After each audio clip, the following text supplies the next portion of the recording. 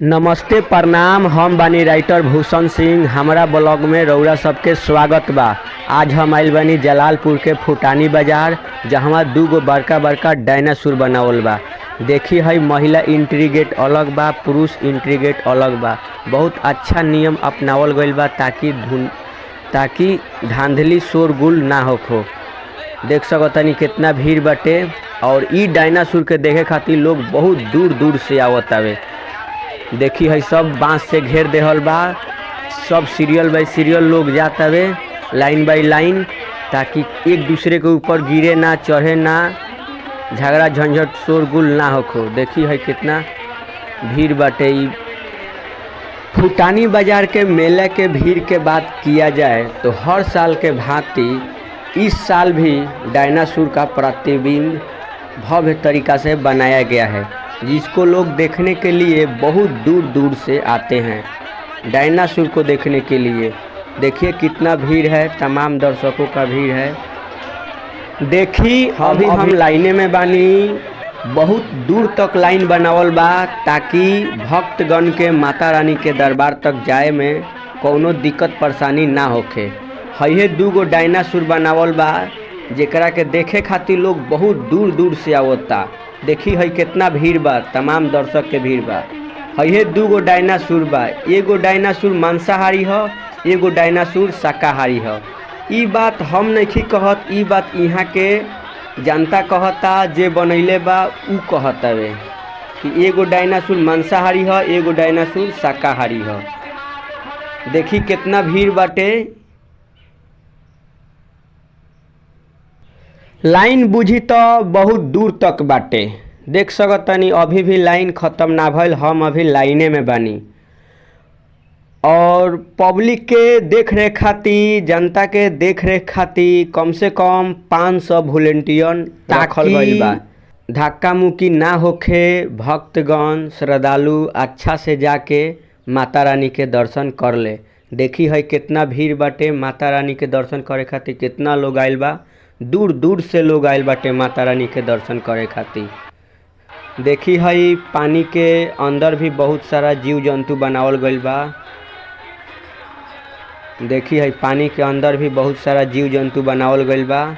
कछुआ बनावल गइल बा, मगरमच्छ बा पानी के अंदर। देख सकतानी है, बहुत भीड़ बा। जितना भीड़ के बात कल जाओ उतना बुझी कि कम ही बाटे। बहुत भीड़ होला, बहुत भीड़ बा। देखी है डायनासोर। माता रानी के तो दर्शन करे खातिर कम लोग, ज़्यादातर डायनासोर देखे खातिर आवता, रील्स वीडियो बनावे खातिर आवता। देखी म्यूजिक सिस्टम बाटे, अनाउंसमेंट वाला भाई भी बारन। कोई के बच्चा भुला जाता वे तो इहवा लोग आके अनाउंसमेंट करवा देता, तो उनकर बच्चा मिल जाता है। देखी है बोले आपके वर्जन आपको खोल रहे हैं, आप आके अपने वर्जन से मिल लीजिए। गणेश कुमार मणिकपुरा के बहुत अच्छा ही सुविधा बाटे फुटानी बाजार के। या कोई आदमी के कोई से मिले के मन करता है तो अनाउंसमेंट वाला भाई से जाके बोलता है, तो वो आदमी के मेल मिलाप हो जाता है। या कोई हितई पहुनई के लोग आइल बा, कोई आदमी इन्हें से गइल बा, मेल मिलाप करे के बाद तो जाके अनाउंसमेंट वाला भाई से बोलता लो, अनाउंसमेंट भाई कह देता रन, मेल मिलाप हो जाता है। देखी अभी हम जातानी गुफा में। गुफा के अंदर से ही जाके माता रानी के दर्शन करे के बाटे। देख सकतानी गुफा में के तस्वीर। सब लोग कोई सेल्फी लेता, कोई वीडियो बनावता, कोई फोटो खींचता। वॉलंटियर अपना ड्यूटी पर बारन। देखिए है गुफा के अंदर के तस्वीर। लेडीज़ के लाइन अलग बा, जेंट्स के लाइन अलग बा।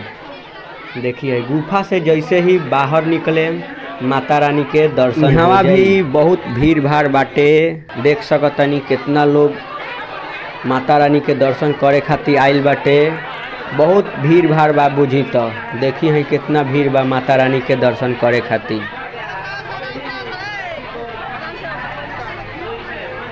वॉलंटियर भी बारन, अपना ड्यूटी पर तैनात बारन। माता रानी के दर्शन लगभग हमारा कैमरा के निगरानी में जितना लोग रहला सब कोई क लेलक, हमू क लेनी। अब हम बाहर निकल गइल बानी। देखी बाघ के मुंह पुए बाहर निकले के बाटे। देखी है भीड़, पहले देखी कितना बाटे भीड़, बहुत बा बुझी तो बहुत भीड़ बाटे। हई जानवर के तो नाम हमारा याद नहीं है, लेकिन रौरा मालूम होई तो कमेंट में ज़रूर बताएं। देखिए भीड़।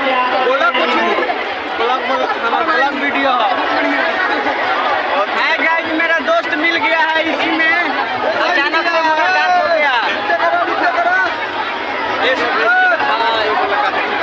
आप यहाँ एकदम देखिए, बोलिए कुछ।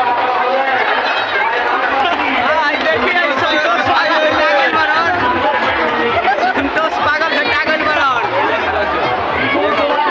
बेटी बा हमार।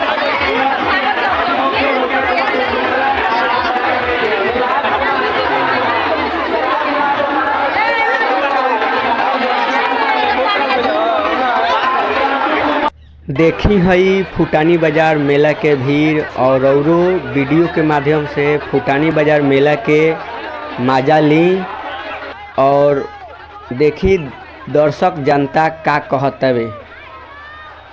फर्स्ट बार कोविड-19 बन रहे, दूसरा बार बाघ बन रहे, तीसरा बार चिमगादड़ बन रहे, और चौथा बार डायनासोर बनल बा।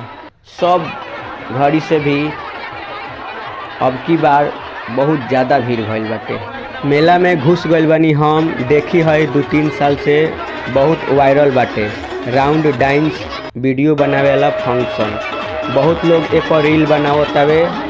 देखी है घूम घूम के नाचत हवे लोग, खड़ा बा रील बनावे खातिर। जैसे ही हम वहाँ से हटनी ह तैसे ही एगो पैसा वाला है दे गेम लौकल। ई गेम रौरा कबो ना पड़ी बुझी तो। ई गेम में का बा, उ पैसा के साइज से ही रिंग बनावल गइल बा, ओमे फंसबे ना करी जल्दी पैसवा में। अब हई देखी मेला में के तस्वीर। मेला में भी बहुत भीड़ भाड़ बाटे, और हमार चैनल भी बाटे SBS म्यूजिक भोजपुरी। यूट्यूब पर सर्च करें SBS म्यूजिक भोजपुरी तो फर्स्ट में ही आ जाई।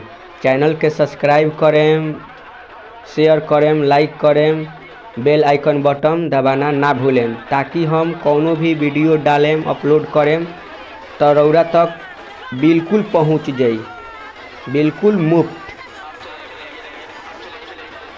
इंस्टाग्राम पर भी बा हमार SBS म्यूजिक, सर्च करें SBS म्यूजिक भोजपुरी तो इंस्टाग्राम पर भी आ जाई।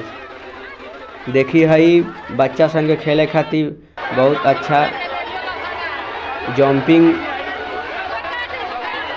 झुलुआ भी आइल बाटे।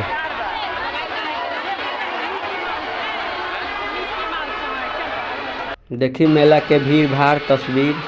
नाव वाला भी झुलुआ बाटे, लोग नाव पर चढ़ता, खूब आनंद लेता मेला के। हई बच्चा सन के लॉन्ग जंप वाला भी, कूदे वाला खिलौना आइल बा, झुलुआ बाटे। लइका खेलत रहन सब मौज मस्ती से अपन। नाव पर भी लोग बहुत हिलत हवे।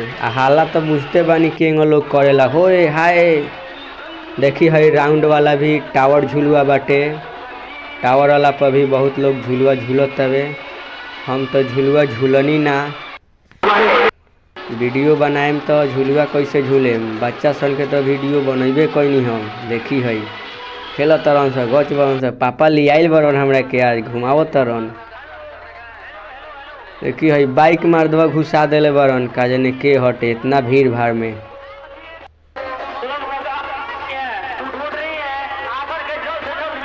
देखी भीड़ हई, भीड़ देखी।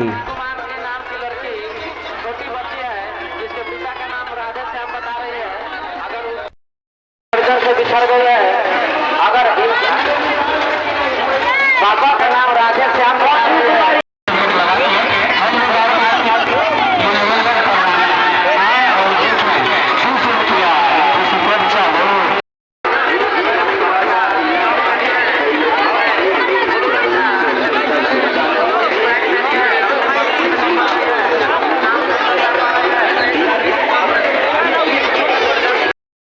मेला में अचानक से ही संतोष पागल के चाचा के लड़का भी भेटा गई लगन।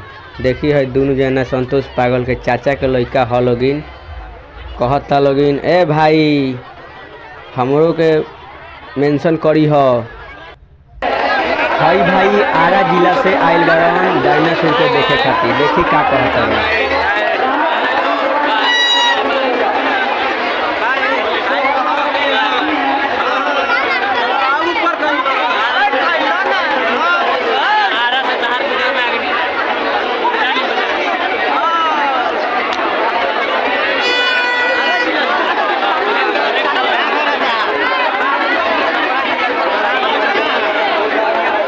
भाई हो मेला में लोग एक से एक लोग भेटा जाता है।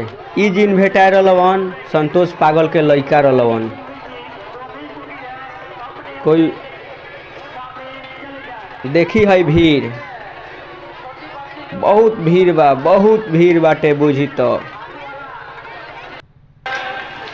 मेला तो हम घूम लेनी, मेला घूम के बहुत अच्छा लागल। अब हम जातनी अपना गाड़ी के पास जहाँ गाड़ी पार्किंग लागल बा। देखिए लोग खेता खेती भी चल देले बा फुटानी बाजार के मेला। देखी है लोग यही जो हमार गाड़ी पार्किंग में बाटे।